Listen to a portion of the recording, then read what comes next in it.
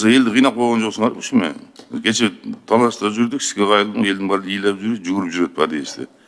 Аристон сайса деле өчүп калат, неме сайса деле өчүп калат. Аны эл акча төлөп бергенде нормальный свет беришиңер керек да силер. Чектөөнү айтып атасызбы? Чектөө ошо 5 киловаттпы жана 4,5 кеменин ичинде. Почти баары, все кече эл кыдырдык, элдин баары эле ошону айтып атат. Ушуну бир жолу барбы? Нормальный кылып койгонго. Абонент канча адам берилип атат? Эми абонент акчасын төлөп атат, абонент акчасын төлөгөн абонент условия түзүп беришибиз керек да биз. Ограничение кыргызып коюп. Эмнеге дейм да ушул?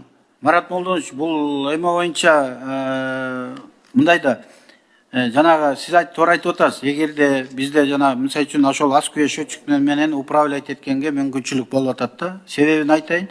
Биринчи себеп ошол узелде, ошол айылда же ошол фидерде нагрузка болсо, биз ас күйө счетчик менен светин өчүрбөй туруп, нагрузкасын азайтып, жана час пиктен өтүп кеткенден кийин кайра нагрузкасын берип атабыз.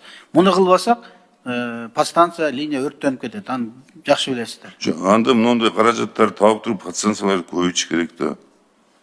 Эми сиз Азыр сиз мынтип айтып атпайсызбы эми? Талап Комкевич, сиз Толедо аз айтып атасызбы? Экөөбүз күлүп сүйлөшүп атырдык. Ну там-то народ мучается же.